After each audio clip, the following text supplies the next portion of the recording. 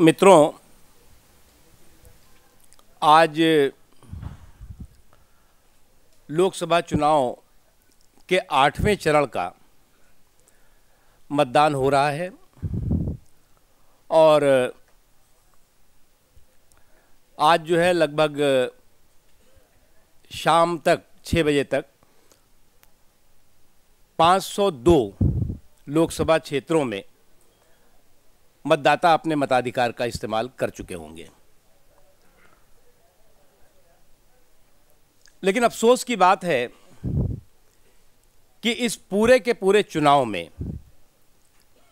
Congress party और Congress party के कुशासन के साथी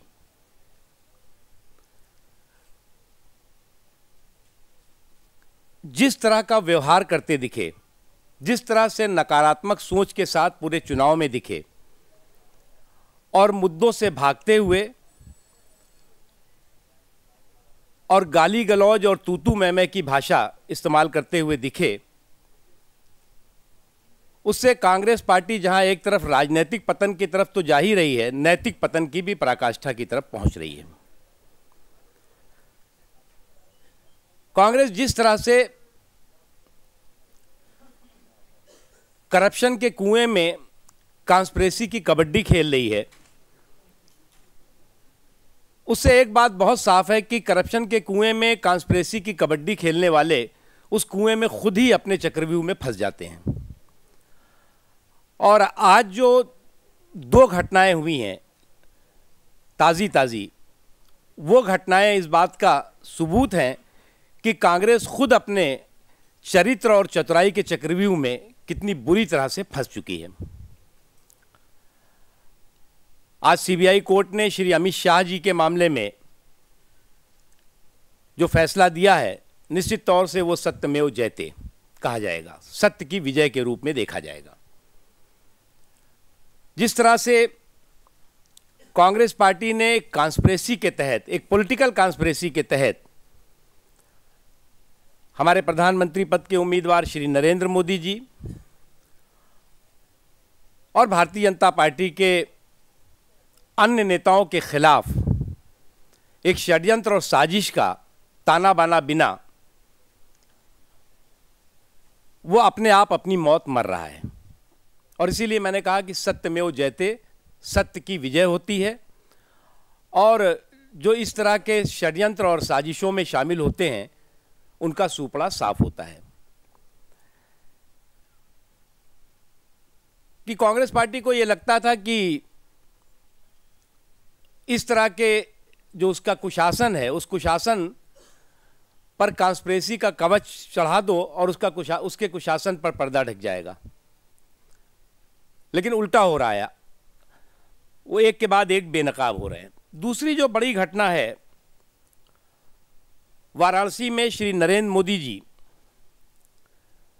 की 8 मई को 2 सभाएं होनी थी। वाराणसी से नरेंद्र मोदी जी भारतीय जनता पार्टी के उम्मीदवार हैं और उस सभा की अनुमति के लिए 5 मई को और दोबारा 6 मई को भारतीय जनता पार्टी की तरफ से प्रार्थना पत्र दिया गया अनुमति के लिए। एक सभा रोहनिया में और दूसरी सभा बेनियाबाग में। लेकिन उसकी अनुमति में शुरू से टाला मटोली का काम होता रहा और बाद में यह बता दिया गया कि किसी एनजीओ ने वहां राष्ट्रीय ध्वज फहराने की, बेनियाबाग में राष्ट्रीय ध्वज फहराने की अनुमति पहले से ले ली है। यह अपने आप में एक हास्यास्पद एक्सक्यूज था, एक ऐसा एक्सक्यूज जो किसी के गले नहीं उतर सकता था। उसके बाद कहा गया कि आईबी की रिपोर्ट है कि वो स्थान सुरक्षित नहीं है, इस वजह से अनुमति नहीं दी गई।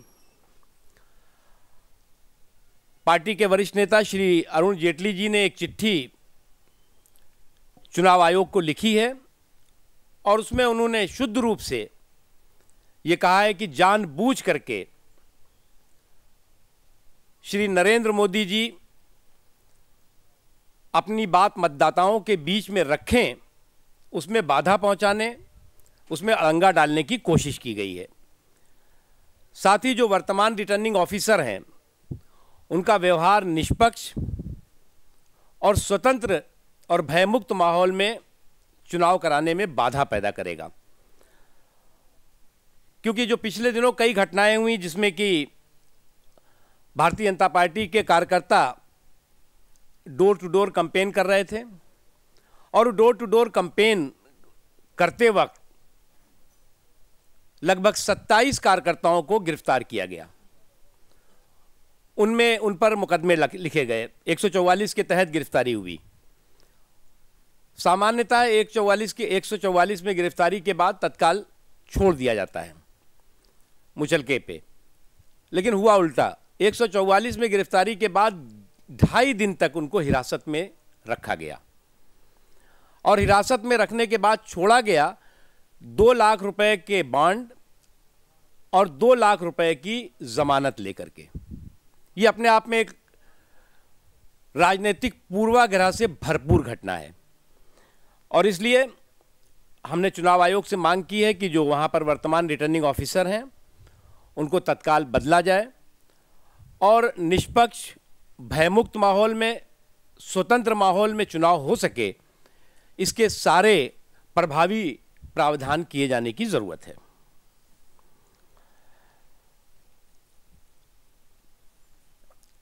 मित्रों,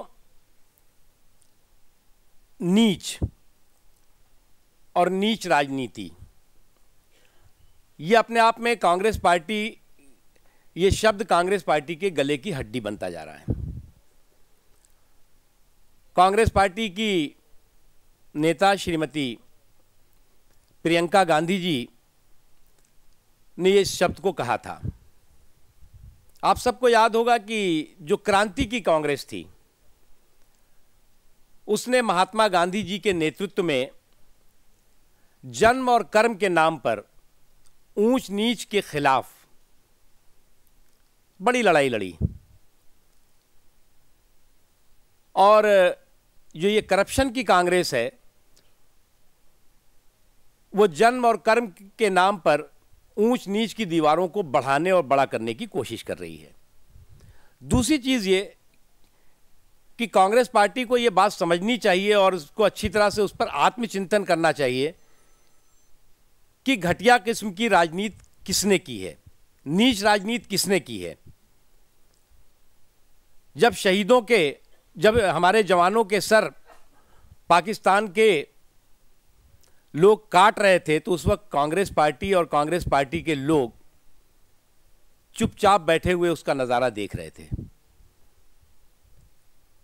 जब जनधन की लूट हो रही थी और लुटेरे लूट करके देश और विदेश में भारत के पैसे को ले जा रहे थे, तो उस वक्त कांग्रेस के लोग जश्न मना रहे थे। हमारा किसान जब आत्महत्याएं कर रहा था इस सरकार की नीतियों की वजह से, तो कांग्रेस पार्टी और ये सरकार हाथ पे हाथ रखे हुए उनकी आत्महत्या का नज़ारा देख रही थी। नौजवान बेरोजगार होकर के त्राही त्राही कर रहा था, चौतरफा इस सरकार को कोसता रहा, लेकिन ये सरकार जो है चुपचाप किसी भी तरह की उस पर कार्रवाई और उसके रोजगार से संबंधित किसी भी व्यवस्था को करने में नाकाम रही। वास्तव में यह है निचली राजनीति, यह है नीच राजनीति। इसलिए कांग्रेस पार्टी को अफसोस की बात यह है कि अपने कुकर्मों का जो आत्मचिंतन करना चाहिए उस पर, उसको करने के बजाय चोरी और सीनाजोरी पर उतर आई है।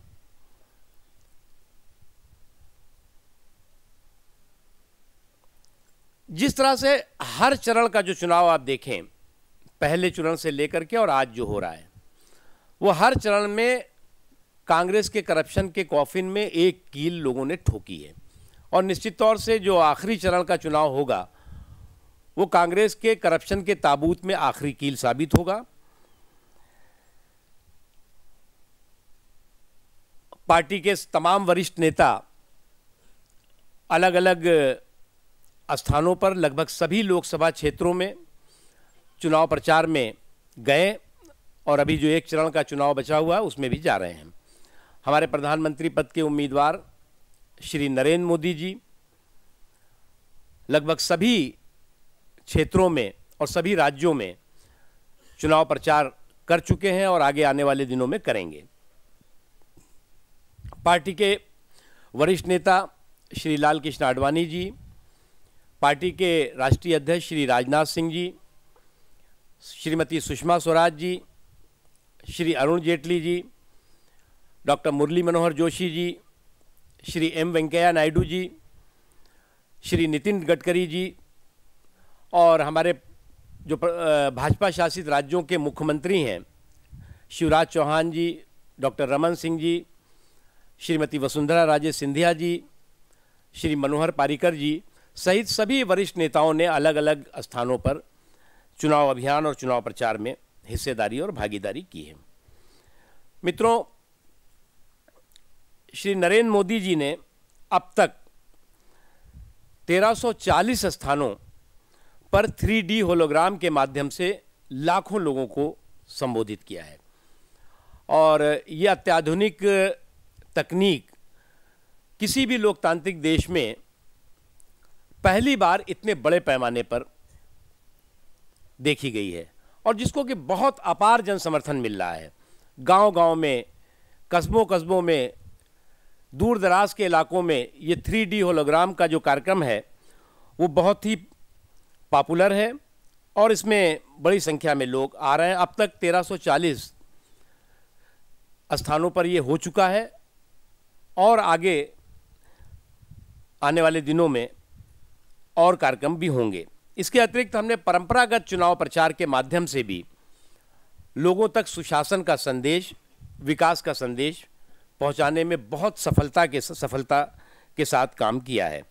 नुक्कड़ नाटकों के माध्यम से, कवि सम्मेलनों के माध्यम से हमने लगभग 240 से ज़्यादा लोकसभा क्षेत्रों में इन कार्यक्रमों को किया है, जिसमें कि 785 से ज़्यादा स्थानों पर नुक्कड़ नाटक के कार्यक्रम हुए हैं, जिसमें अलग अलग टीमें अलग अलग स्थानों पर उन कार्यक्रमों को कर रही हैं, जो कि अभी भी जारी है। मित्रों, अभी हमने कुछ दिनों पहले चुनाव आयोग से अपील की थी कि पश्चिम बंगाल, उत्तर प्रदेश और बिहार, इसमें जो चुनाव हो रहे हैं और जो इससे पहले जिस तरह के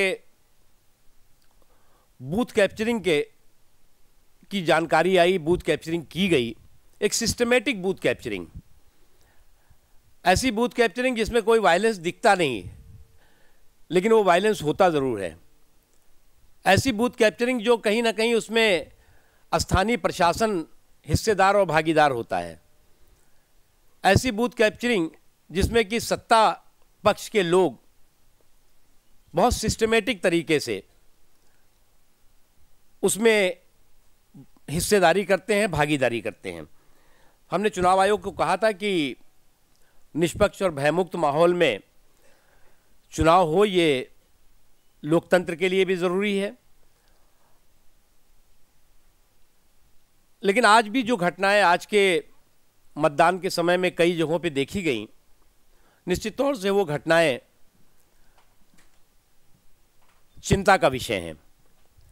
जिस तरह से प्रशासनिक अमला खुद इस तरह की घटनाओं को बढ़ावा देने में साथ देता दिखा, वो भी चिंता की बात है।